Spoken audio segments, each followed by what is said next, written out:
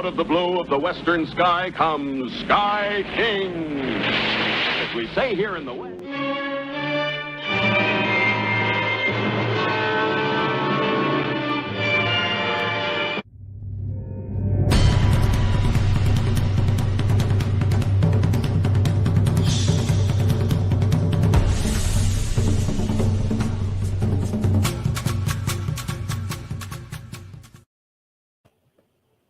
Hi, everybody. It's Rosemary Rose, and tonight it's classic Television Smackdown. You're wondering where Mark Lee is. Well, he's at Wakanda forever, and he's entrusted me and Jerome Connor to do tonight's show. So say hello to Jerome. Hello, how are you? Let's get happy here tonight. So I guess Wakanda's more important than we are. Why don't you go ahead and tell us what's been going on in your life, Jerome? Let me think here. Not a lot, actually. It's been quiet. We're trying to.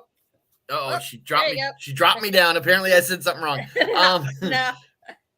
No, we're just cleaning house. Taking some time to be with the family on this weekend. Met a VP at work, which that's one of those speak truth to power situations, which my boss doesn't like.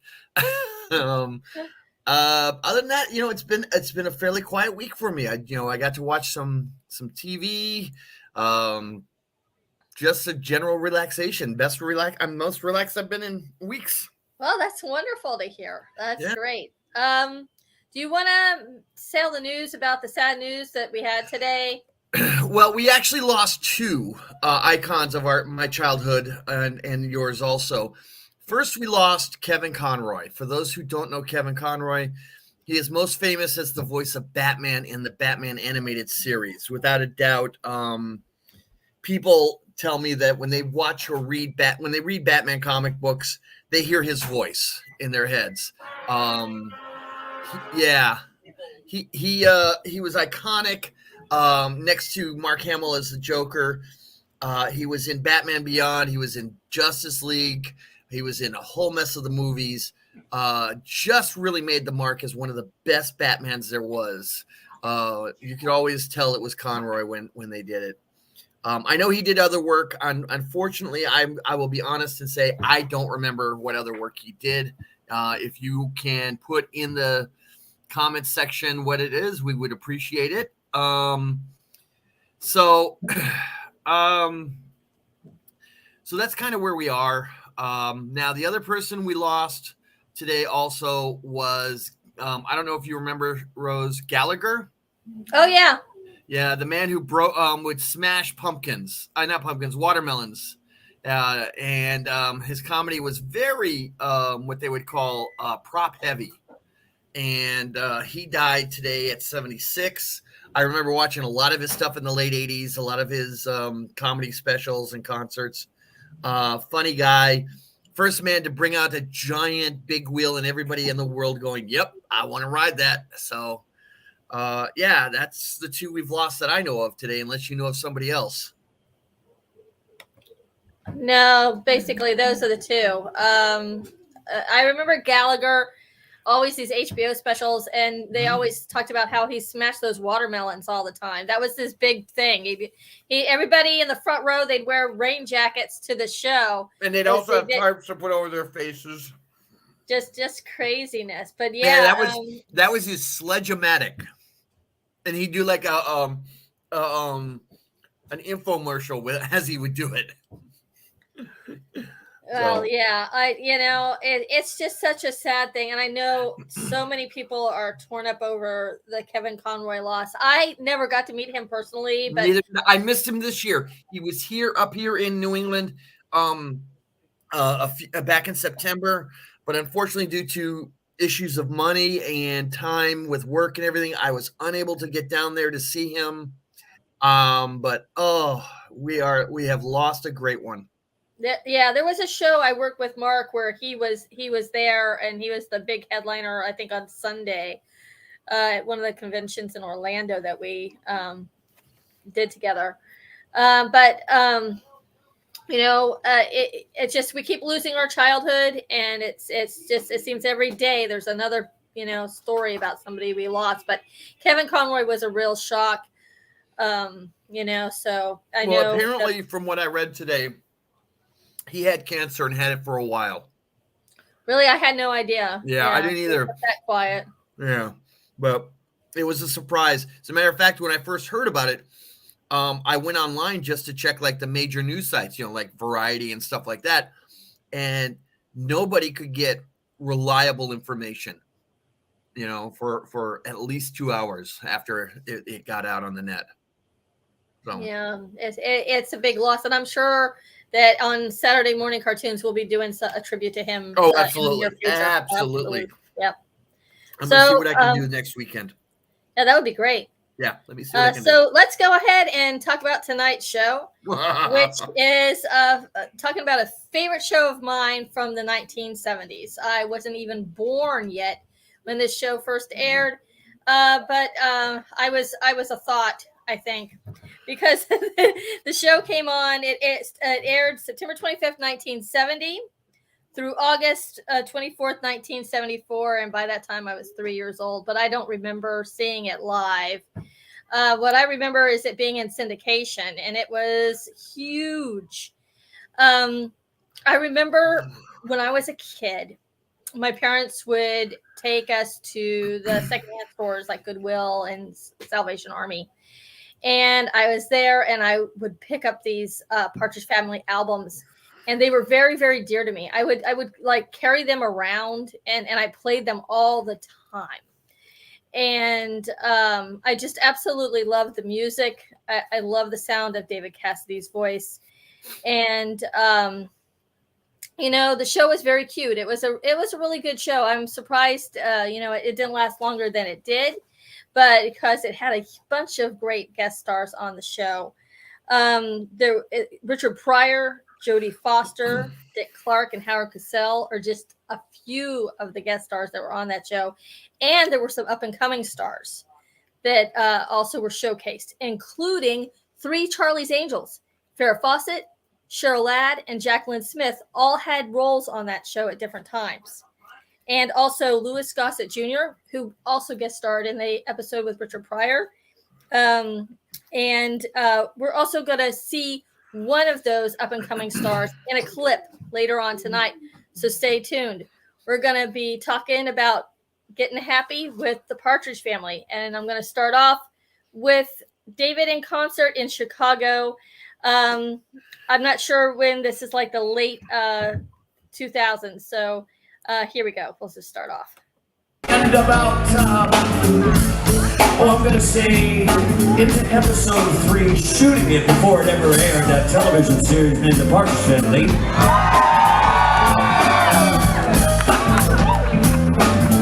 I was shooting on in Colonial Lot, and right around the block, which was literally like less than 100 yards. I went into the recording studio, and they said, "Will you sing this thing? It's going to be our theme song to go over the credits."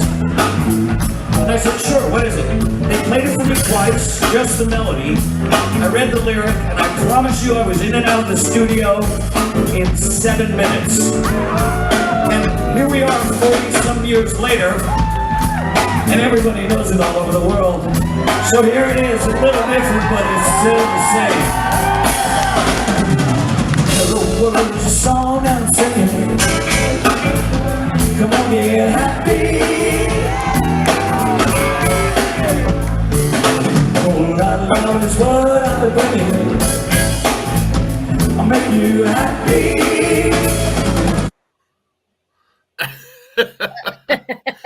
All right, I'm sorry. I mean, he's fun at the concerts, but I love the studio version better, Yeah, but you know what? I figured we'll get hit for the studio version. So I thought we'd hear a little bit of story about how he went to the recording studio and just play a snippet of the song, and hopefully we won't get hit. But I want to say hello tonight to Mike and to Cheryl. Thank you for being here. It's great to see you both on here tonight. Now tell me something, Jerome. What were you doing when Partridge Family came out? Did you see it? Were you What did you think about it? It aired after the Brady Bunch. Okay. At 8:30 on ABC. On Friday nights of all nights. The death slot now. yeah. Well, hell, a lot of television's a death slot now. But I remember watching it. I thought it was really cool what they did to the bus. The pilot one was interesting. My parents saw it, and I will tell you that my father was horrified that Shirley Jones was on it. Because he remembers her, well, because she was a song and dance person from the movies, you know.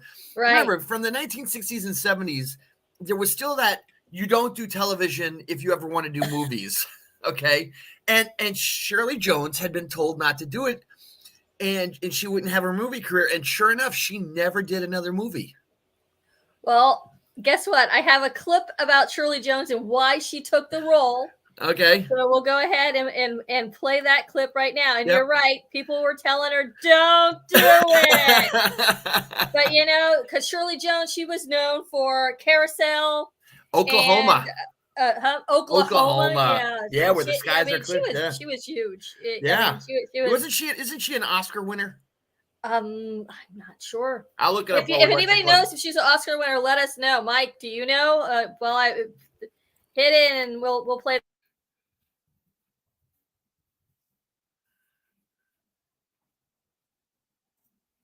Uh-oh. Did you freeze up? You did freeze up. Oh, no. There she goes. There we go. And I read the script of the Partridge Family. And I loved it. I really loved it. I just loved the idea. I loved the fact that she was the first working mother on television, you know. The family idea and the music idea was such a great idea for me. I mean, I thought, wow, there's nothing like this on television. This is really a very different thing, you know. So I said, you know what? I want to do this. I want to do this. And of course, everybody said, don't do television once again. This is not a good idea. You know, don't do television. And I said, no, this would be I have a feeling the show is going to be a success. I just have it in my bones that it's going to be a hit show. And if it is, I can stay home and raise my kids. It's a half-hour show. I love the role. I love the idea. And it'll be fun for me to do, and I can be home with my kids. And so that's why I made the decision to do it, basically. So there you go. She did it for the kids, Jerome. That's why she took the role. Yeah, I know she did. And I got to say, you know, it worked out well for her. You know, the show was a huge success.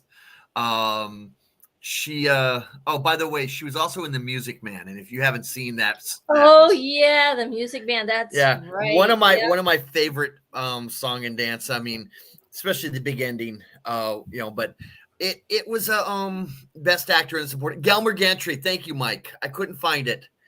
There you go. Thank you, Mike. Yes, thank you. Yeah, it was, you know,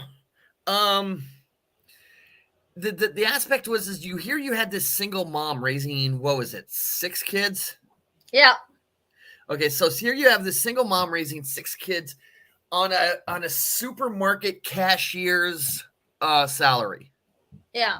So think about that today. Couldn't even get a McDonald's burger on that today. You know, and here she is. She's got a house. She's got a car. She's got, you know, put the food on him. Yes, she's struggling. You know, you hear about the car at the beginning and all the problems and all that. And you kind of look at it and you're just going, how, you know, this was the 70s. This was unheard of. Yeah. And so here we are. You know, the pilot was a lot of fun. I got to admit, that first episode was a ton of fun. Yeah. And we're going to be talking about that because what I did was I snipped and clipped the pilot. And what I found out while I was doing it is that actually the pilot that we saw on television was the second pilot. Always is. It was actually a first pilot. Okay. Yeah. And the first pilot, I actually went on to David Cassidy's website. Ooh. And that's how I found out that there was a first pilot that never aired. Mm-hmm. Some things about the first pilot. It was filmed in December of 1969. It ran for 35 minutes. And the house they used in the pilot that we did not see was the I Dream of Jeannie house. And Shirley wasn't Shirley Partridge; she was Connie Partridge. And in that, she had she was dating somebody who was actually Jack Cassidy, her real life husband. So we didn't get to see that. The music sequences were longer than featured in later episodes, and it took place in Ohio. Okay. And I guess it was a blooper because while Shirley's on stage, she mentions having 5 kids when there's actually 6. And David did not record any of the songs from the original pilot. It was only after people took the producers aside and said, hey, you know, he was in some garage bands and he sang in the choir. So they gave David a shot. They loved him, and then he ended up doing all the recordings for all the songs later on. Which turned him into a pop, turned him into a teen idol. And who wouldn't love him, you know? You know. All right, I got to admit, okay, I loved the younger brother, David Danny Bonaducci's character. Yeah. You know, and we're going to get to him. To me, he was and I'll tell you right now, every kid I knew also had a crush on Susan Day. Oh, you know, she was just so sweet. And yeah, too bad she turned out the way she did. Well, she hates talk. She will not talk about Partridge Family, so I gotta wonder what happened. Oh, I know what happened. We're gonna talk about it. But excellent. Let's watch that.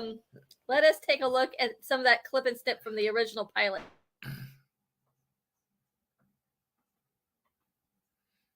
It's in there somewhere. The computers today are running slow. I love the buff. Yeah, my machine's a little bit. If anyone had told me 4 months ago that I'd be driving an old school bus filled with my 5 children and a large dog through Hollywood, I'd have thought they were crazy. If they'd told me why we'd be here, I'd have been sure of it. Ladies and gentlemen, America's latest success story, the Partridge Family.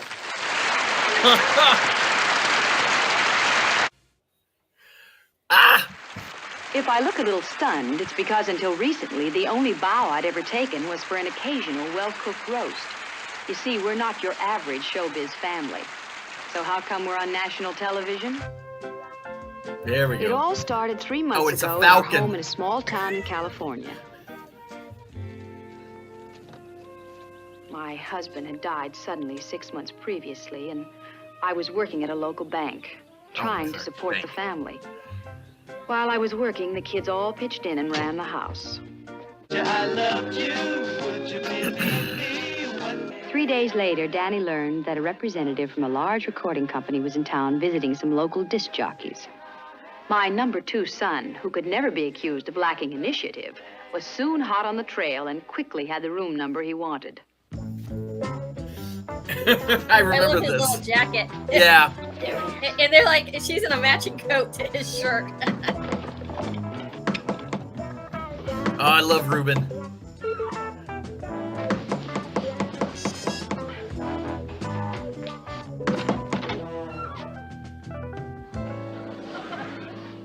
You got the wrong room, kids. No, Mr. Kincaid. We're looking for you. If you'll just give us a few minutes of your time, it could change your whole life. You members of some flaky religious group? No, sir. I'm here to represent the Partridges. The Birds? The family. Yes, the next few months were going to be hectic, exasperating, frustrating, confusing, and hysterical. And you know something? I wouldn't have missed it for the world.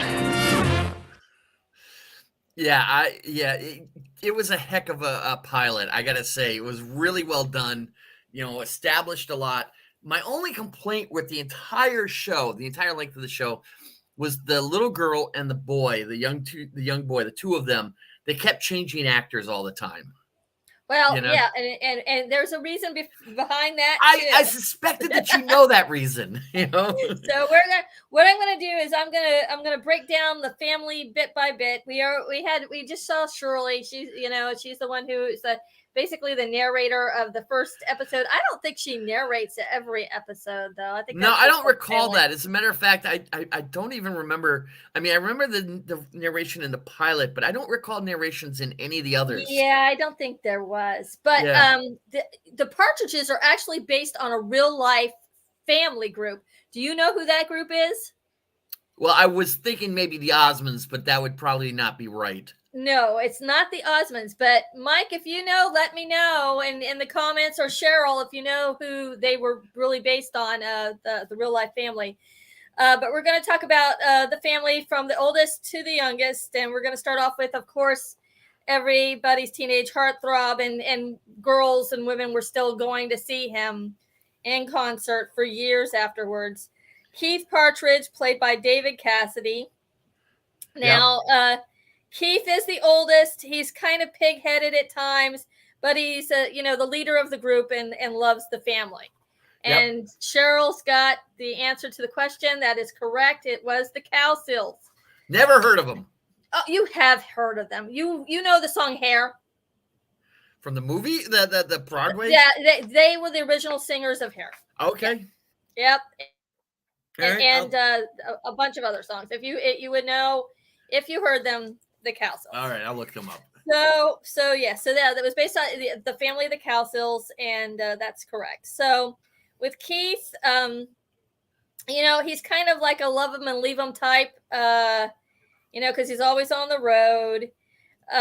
He likes his steak well done, and meatloaf is one of his favorite meals also for the character, not David. But David passed away in 2017. He said he was dealing with dementia, but actually his cause of death was alcoholism. All right, yeah. 67 years old. But we're going to go ahead and play a clip. Let me just grab it. There will be a slight frozen because my computer is not as good as Mark. So give me a second. But Mark always goes for the high tech end, He's good about that. So Cassidy was interesting, his career and everything else, his ups and downs. Here we go. What's so funny? No offense, but you look ridiculous. Kidnappers can't be choosers. That's okay. I have a thing for men in uniform. This is an episode where she's like a princess, and he's trying she wants to have an evening out. Wish I could remember if it worked. How are we doing? Oh, just great. Hey, Bellhop, bring us a couple of buckets of ice up here in 436, will you? Yes, sir. I'll get it right away. Hey, buddy, come here a minute, will you?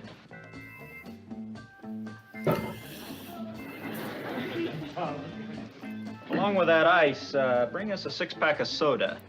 Yes, sir. And half a dozen ham sandwiches. Yes, sir. On rye. Yes, sir. Yeah, he's going to be going hungry tonight. Jenny? What?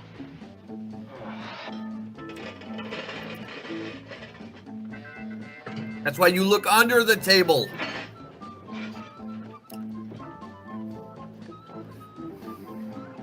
Keith, is anything wrong? Yeah. Jesus. Yeah, so those are some of the little hijinks, that they do on the show. You ever seen that one? No, but again, very middle Americana, middle Midwest Americana.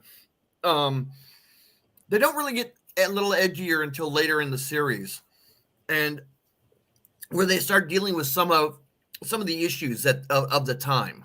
Right. And I'm not talking like heavy issues of it. The most famous one is with the feminist issues. And it's not heavy, it's lighthearted, but they brought it up because it was of the time.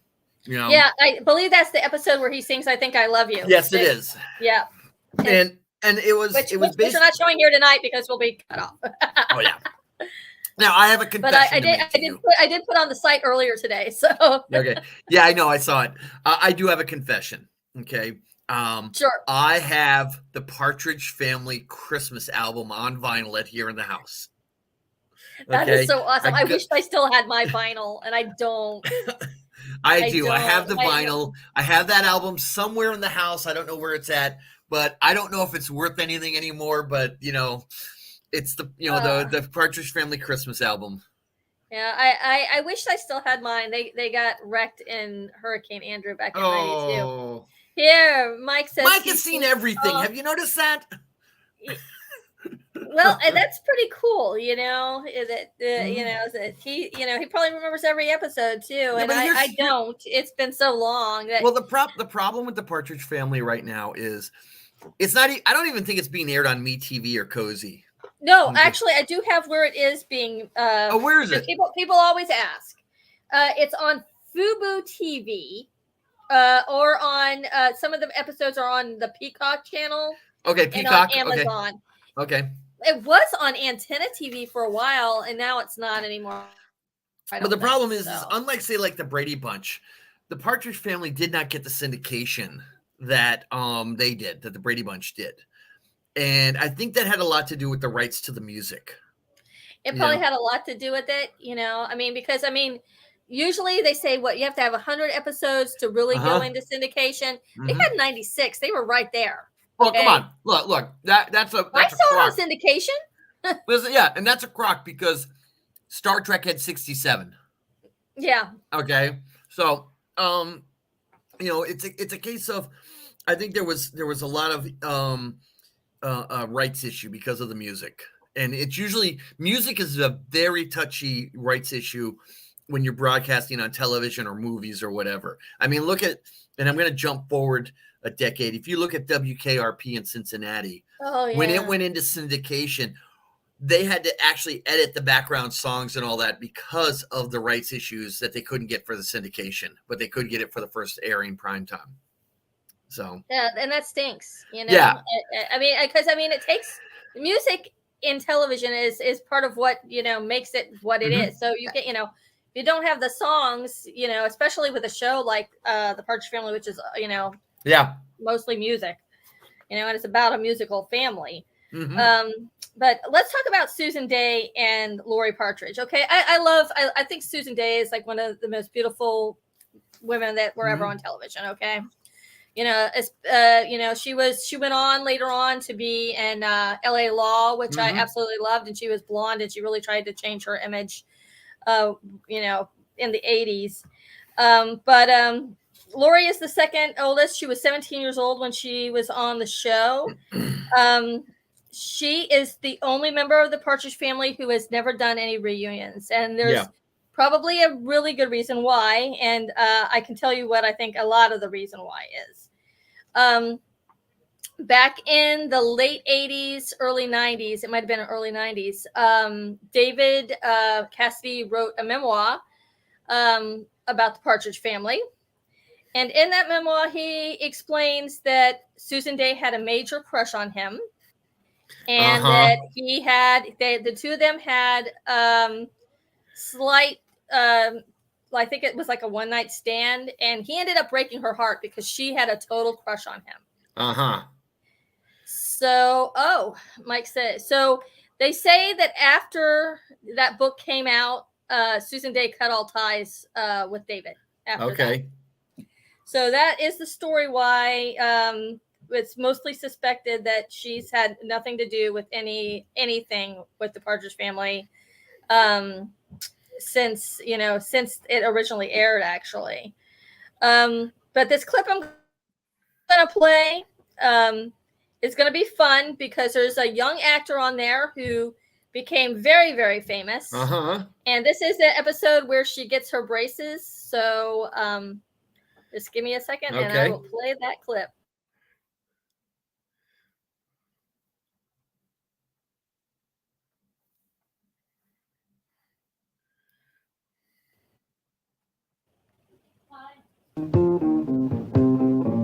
Hi. What a coincidence. I just happened to be passing by and I nearly got trampled. Hey, you're all right, aren't you? I mean, you're not going to be sick. Your radio. It's playing the same thing my mouth is. I beg your pardon? It was you. Lori. Did you know you have braces? I'm sorry. I meant to break it to you eventually. Hey, Lori, it really doesn't make any difference. It doesn't? No, you're still you.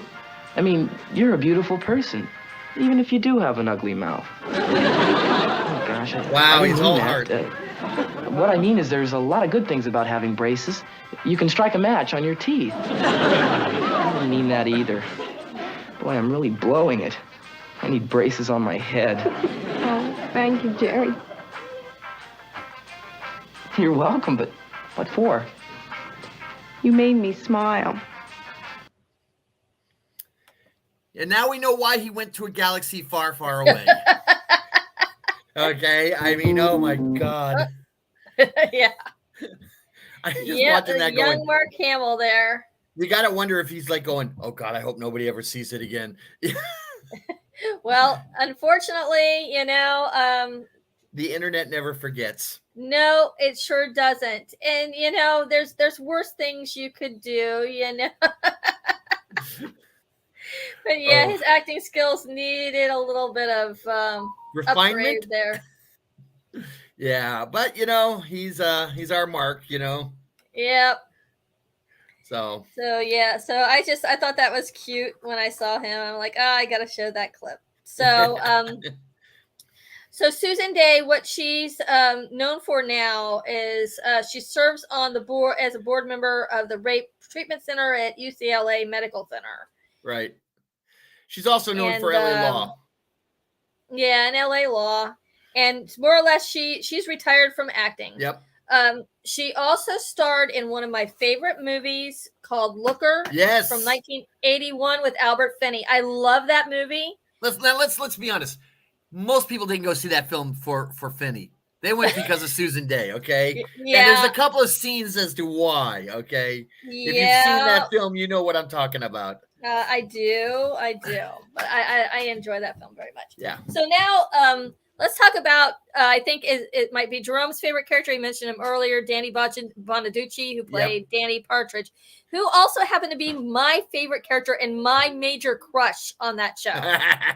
And people would say to me, why? He's got this like redhead and freckles. I'm like, yeah, exactly. I had red hair and freckles, so I could relate. I love a redhead, and he's got the fieriest little red hair of anybody, man. Now he doesn't have too much of it anymore, though. No. He had some life issues.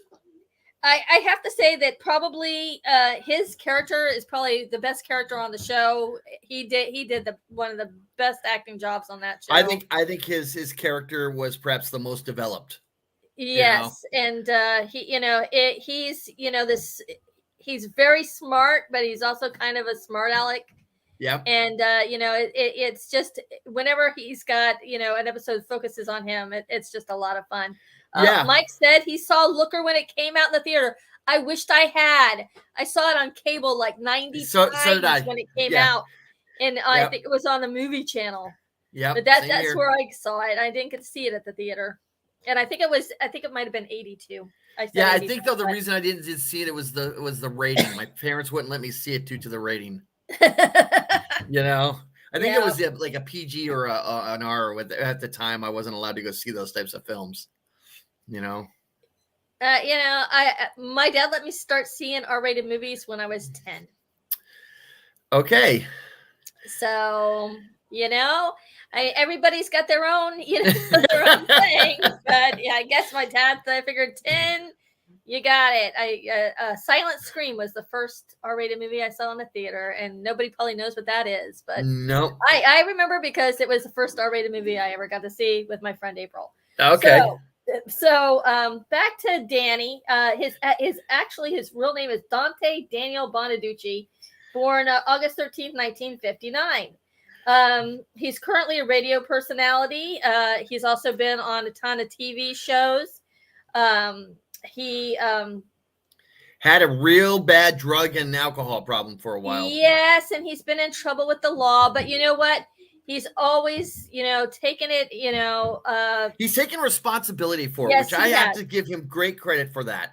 He's freely admitted that it was his fault in a lot of the stuff, and he should have known better.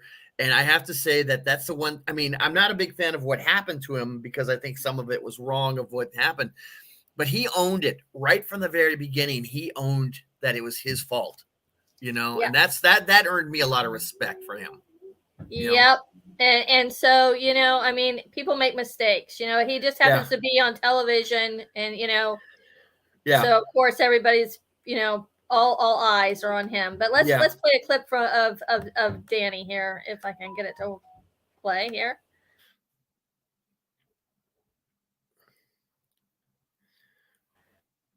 It's in there somewhere. I know it is.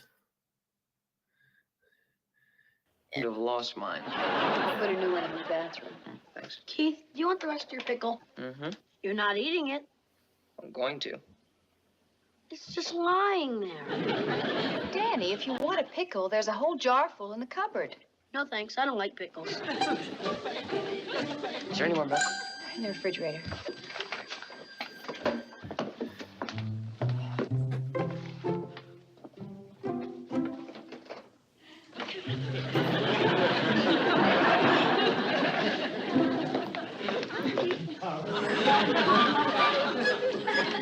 Danny, did you eat my pickle? No. Come on, Danny, you've had your eye on my pickle ever since you came in here. How do you know you didn't eat it? Because I'm not that absent-minded. Then how come you lost your toothbrush? Mom. Danny, did you eat his pickle? No, Mom, I didn't eat his pickle. You must have eaten it. You just don't remember. Mom, how could I have forgotten something like that? Is it really that important? My whole mouth was all ready for that pickle.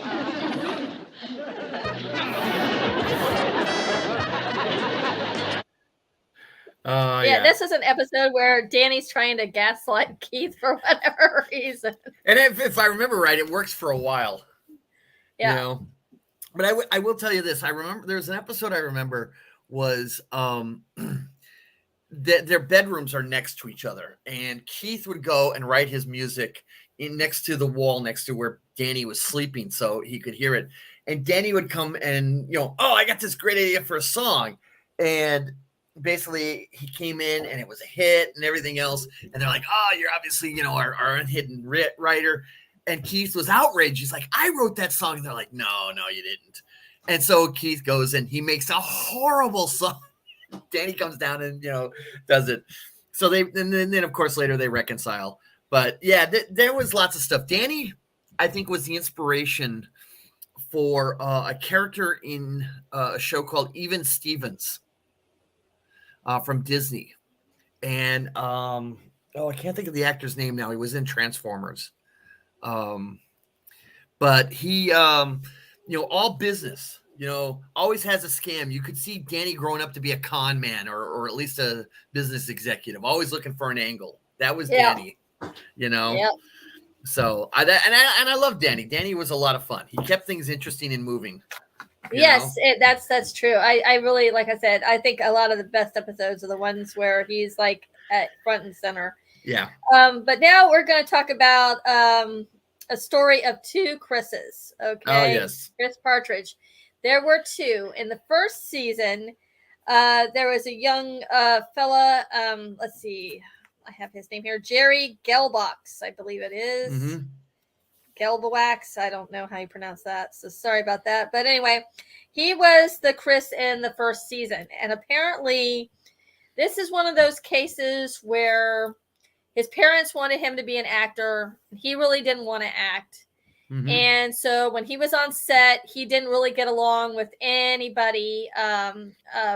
Both David Cassidy and Shirley Jones both said, he just didn't fit in with the cast. But we're going to play a clip from the first season that he was on. And, he was just a young little kid. Yeah. But as soon as I can get it. It's in there somewhere.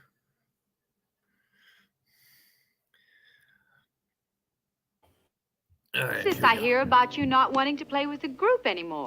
It's sissy stuff. But you've always enjoyed playing the drums. I was just a kid then. It's because of Debbie, Mom. Well, what's Debbie got to do with it? Debbie, maybe you better show Mom why Chris is so uptight.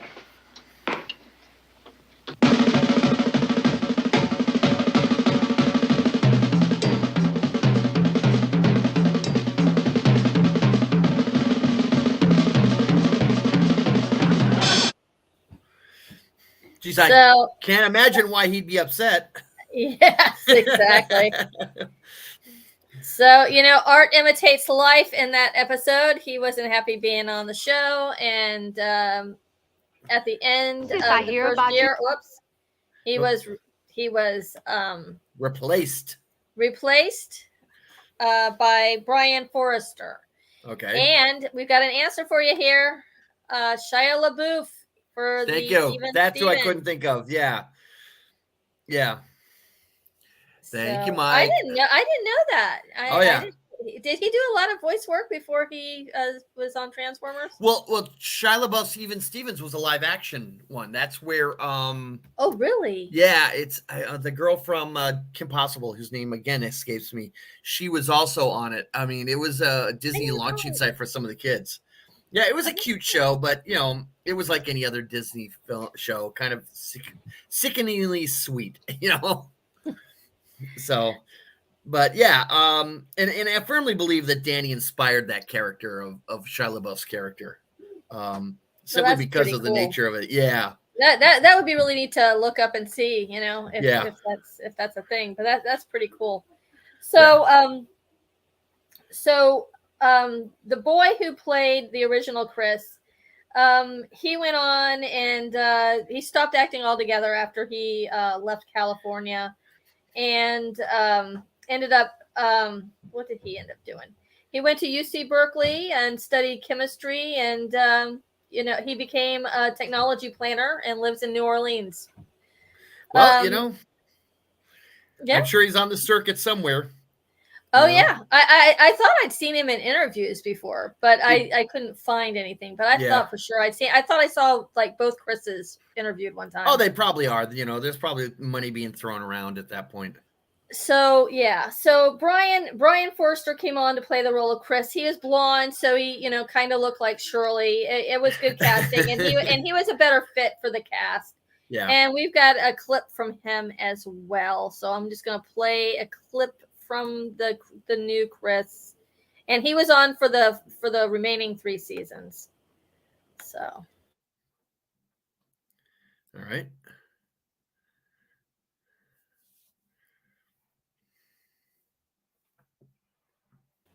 I know there's a clip in there somewhere. Yes, I guess so. Then may we be excused? We're gonna run away now. Bye.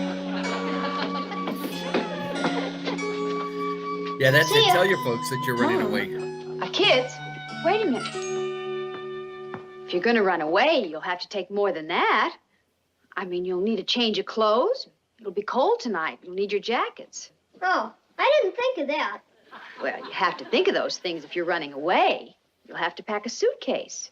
She's always been right before. Yeah, besides, I forgot my baseball. Come on, Tracy. So yeah, we're announcing we're running away from home. Yeah, who makes that announcement? That's what I want to know. So a little fun tidbit about Brian Forrester. He went on and he did a few voiceovers as Chris Partridge. He did it in there's the Partridge Family cartoon, right? That was set in the future. And then he was also in Goober and the Ghost Chasers. Oh God, and that was horrible. He did a Fred Flintstone and Friends cartoon as Chris Partridge as well. And that's about it for his acting. He played Chris Partridge, voiced Chris Partridge, and that was about it. But he later went on to become a race car driver. Okay. And so that's basically what he did for a while. I don't think that he does that now. He's in his 60s, believe it or not. I want to feel I don't want to talk about it. I don't want to talk about it. And he still acts, but he does like community theater in California, basically. Okay. So that's Brian Forrester. And so we're going to talk about Tracy Partridge, which is the youngest Partridge, and she was just a little thing. She actually Susanna Croft played Tracy for all 4 seasons. She's got red hair like Danny. So I'm just wondering, the dad must have had red hair. Yeah, let's go. Let's go with that. Let's go with that. You know. Yeah. You got two with dark hair. Yep. You got two with red hair. Yeah. And then you got Chris, who's blonde. Yeah.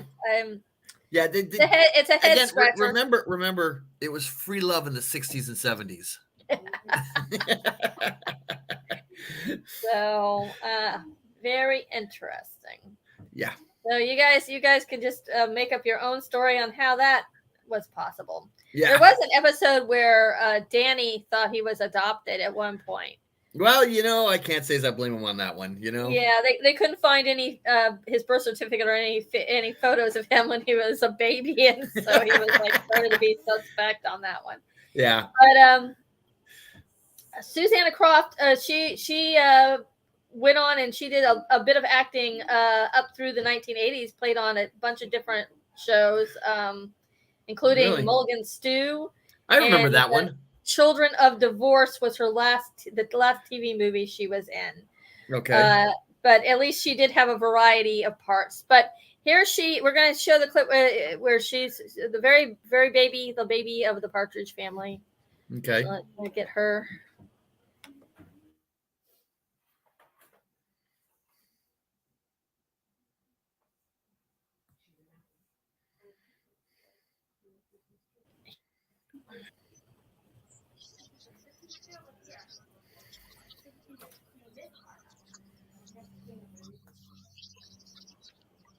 Wow, the audio is not. Yeah, I was going to say there's nothing to this audio.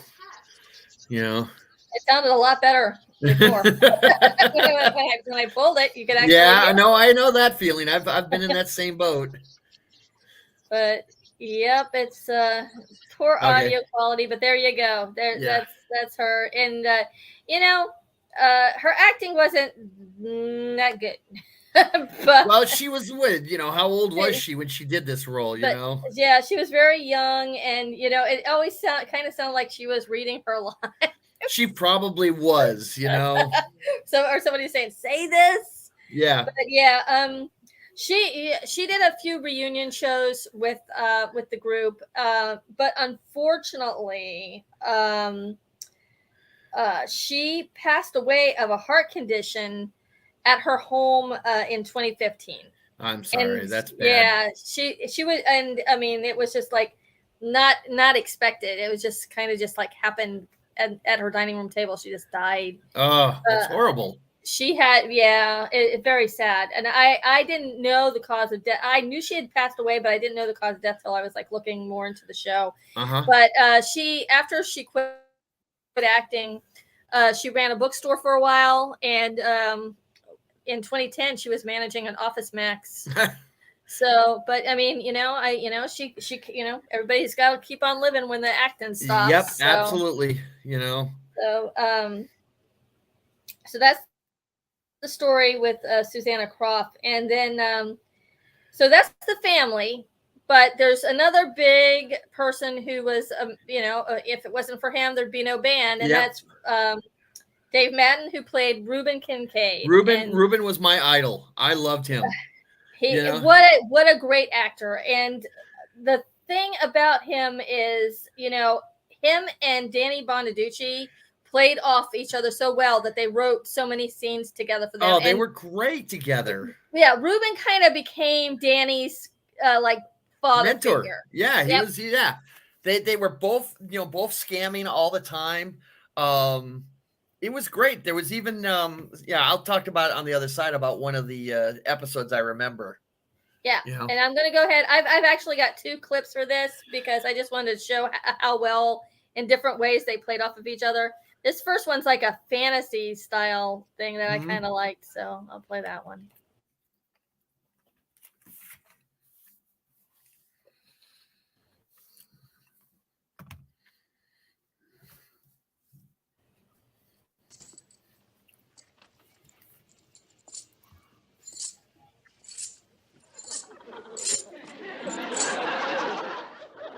Howdy, little. Howdy, Sid. Folks call me Mean Little. Folks call me Kid, Sid. Kid? You know Mean Sydney? It's been a long time. I knew him when he was just nasty. I've known little since he was... Haven't changed much, kid. Way to have, Mean. Now I'm on the side of law and order. This is a showdown. Cards? Bell, the silver box. I have it right here, kid. Clear a table. How's that? Glad I didn't ask you to shoot the breeze.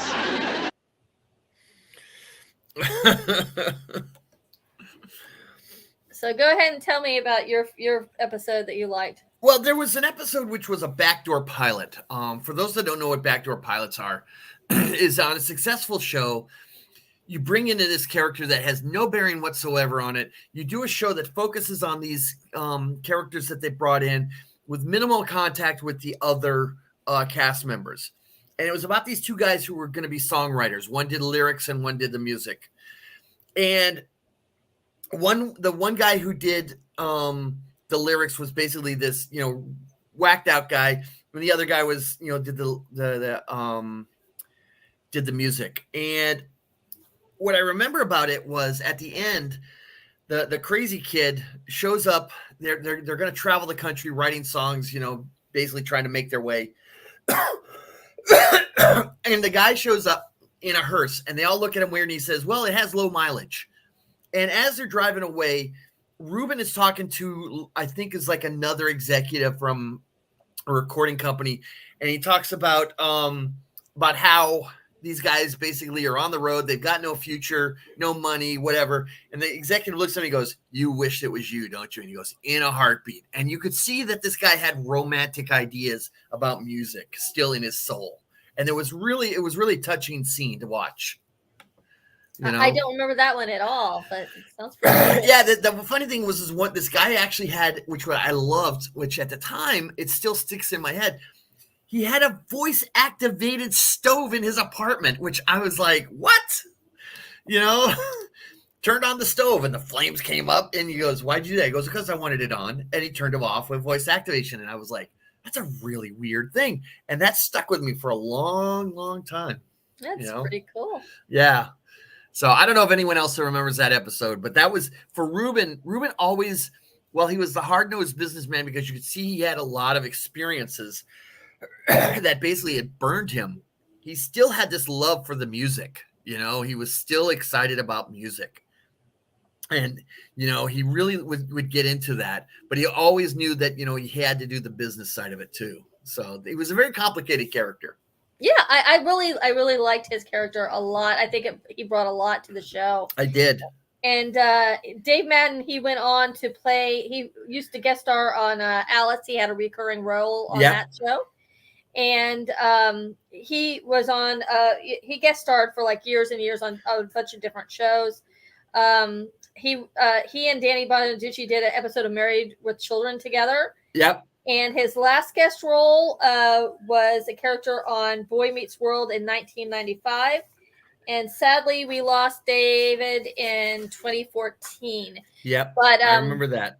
I've got another clip that I wanted to share because I just really loved. I mean, if they had did a spinoff of just Danny and him, oh yeah, it would have been a hit. Yeah. So I'm gonna play this other clip that I had on the backside here.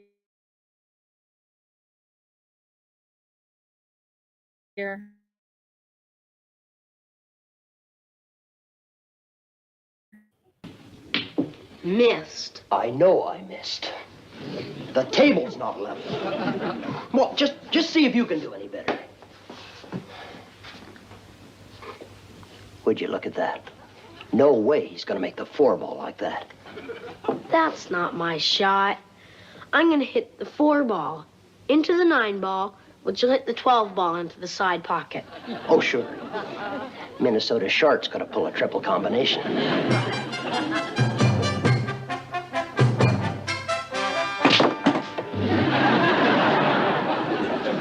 12-ball in the side pocket. Well, he didn't say which side pocket. Danny won. He beat you 6 games out of 6. Yeah, I can count. Beat me next game, I'm gonna break your thumbs.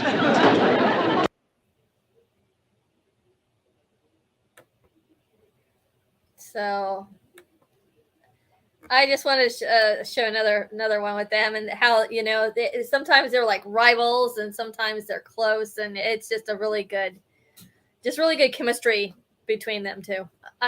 Are you on mute? Why are you on mute? Sorry, because I was coughing. I didn't want to cough in your ear. I didn't mute you. Yeah, well, the funny thing about them is that a number of times, like you said, they're rivals, but more often than not, they're partners in crime. They're up to no good. All of them.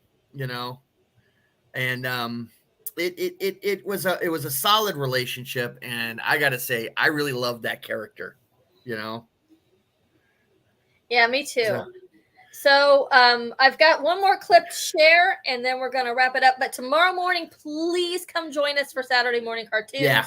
We are doing a tribute to Jules Bass, the other half of Rankin and Bass. We lost Al Rankin a few years ago, and Jules Bass passed away, I think, like about 2 weeks ago. Is that about right? Yeah, that's about right. That sounds about right. So I wanted to showcase some of his directorial stuff that he did with Rankin. And so please join us tomorrow, as I'm going to I have some clips that you all know and some that are obscure. So it should be interesting. So please join us at 9 a.m. Eastern Standard Time for that. So Mike says that all 4 seasons are on Prime. Oh, good. If you want to watch any of the Partridge Family, there's also clips on YouTube too. And I thought it was going to be hard to find ones that didn't have music in them, but you could actually find there's quite a bit out there. With Partridge Family. So if you never saw the Partridge Family, you ought to check it out. It's a fun show. It's different from the Brady Bunch. It's not the same thing. It's 2 totally different shows. Very, different cast of characters, and pretty good stories. And I love the music. And it's of all the shows of that time, of the characters, I think that they represented the most of Americana of that time frame. It was a simpler time. It wasn't contrived like the Brady Bunch felt sometimes. You didn't feel like, when you looked at like the yard of the Brady Bunch, it always felt like you were on a TV set. Yeah, because there's AstroTurf there. Yeah. But with the Partridge Family, when they went outside, you could feel that it was outside in somebody's yard. You felt like you were watching a really good show. There was a lot of that. Beware obscure. So yeah. It was a show that I really wish that it had gotten better syndication, because this show actually had a lot going for it that I think a lot of people missed.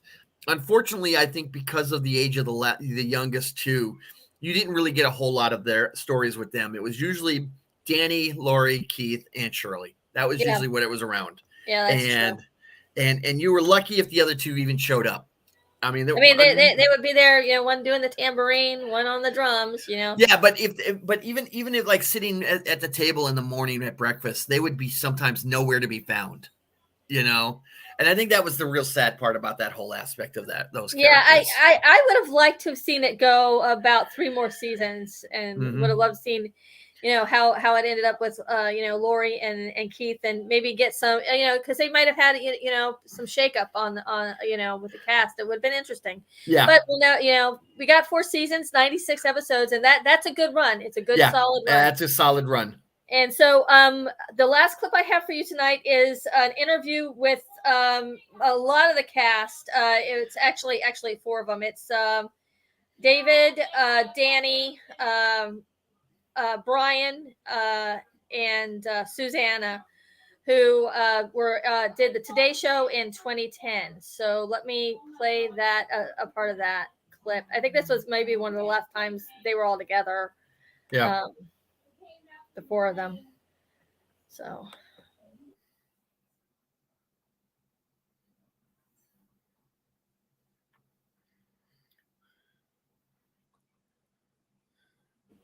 Let's see. I'm going to read you something. This is a review in the Christian Science Monitor after the first season. It went like this. Would that every fatherless, financially distressed American family could successfully take up guitars against a sea of troubles like Grin and Barrett Shirley Partridge and her 5 winsome moppets. The show stacks implausibility upon implausibility from the hit record to the psychedelic bust they tool around. And someone taking it very seriously. Very. Well, but keep in mind, we sold way more records than the Christian Science Monitor. Why was the show a hit? I think it touched a nerve in everybody at the time. Very difficult now in the culture that we live in. But coming out of the 60s and still having that freewheeling kind of thing, I have been asked this a million times, and I really think that from what I have gathered, over 8 million people asking me and telling me, my brothers, my sisters, we all wanted to be one of those characters. And wouldn't it be cool to be traveling around and playing music and having the opportunity to tour and be rock stars? Was it just the fantasy factor, the cool factor that got everybody? A combination of that, and then I think America was also looking for a funny, wholesome show. You know, you kind of go through waves, and I think it was the obvious. They were looking for that face. Well, that's true too. Yeah, that's what they were looking for. Hey, as long as he brings it up, I mean, you. I mean, there's something not fair. When I was started the show, I was a little kid, and he was a grown-up. Now he looks wonderful, and I have the flesh of a Shar Pei. Something is not right here. I mean, you're. Oh, leave it to Danny. Well, yeah, you know, Danny nails it right there for, you know, what was going on. And sure, the young girl there was right. I mean, this was a show about everybody wanted to be that family. You know, It was a tight knit family. There was hardly any real conflict among them. It was always conflict from the outside.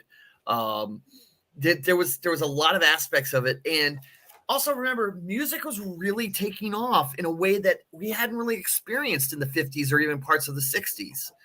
You know, you were getting into, you know, the glam rock, you were getting into, you know, adult contemporary. There was a whole aspect of splintering of the music, and people were exploring different things with it. And here we have, you know, they talked about the psychedelic bust, yet not a single drug use at all. Right, you know? exactly. And so middle America loved this. You know, this aspect. You put the Brady Bunch in, you got the Partridge Family, and this was the 70s, the early 70s, and nothing beat it. Now, I have to say, there was a show on at the same time as those guys, which caused me to leave them and watch elsewhere, and that was Kolchak the Night Stalker. Well, you know? So that's why I did not see the later seasons of the Partridge Family. You know, I had to go watch Kolchak, which was a much cooler, hipper show. That was on CTS, right? Yeah, I think so. But the point is that back then you had a bunch of quality shows. They may seem cheesy to a modern audience today because they weren't edgy and dark and all that. But when you got done watching it, you felt good, and that was an important thing. And I think that's why, you know, it's just like, come on, get happy. Really encapsulates the whole Partridge Family theme. And, you know, you just, by the end of the show, you just wanted to have a smile on your face and feel good when they sang that outro song, you know, whatever song it was. And they had, they did really well musically. They, had 8 albums. It was just Shirley and David on those albums, and backup singers, not the rest of the cast, because people could carry a tune in a bucket. Yeah, but, I heard that. But yeah, 8 albums, and they were solid, and like I said, I wish. I mean, even my own kids didn't see it because it just hasn't been that accessible. Yeah. And it was hard to get on DVD or video for the longest time. So I think Rachel needs to sit down and watch at least the first 4 or 5 episodes. Yeah, I would like to have had them watch that show. So they missed out. But I hope that everybody enjoyed the show tonight. We're gonna say goodnight to y'all, and we'll see y'all in the morning at 9 a.m. for Saturday morning cartoons. See y'all later. Thanks, Jerome. Have a great night. You too. Out of the blue of the western sky comes Sky King. As we say here in the West.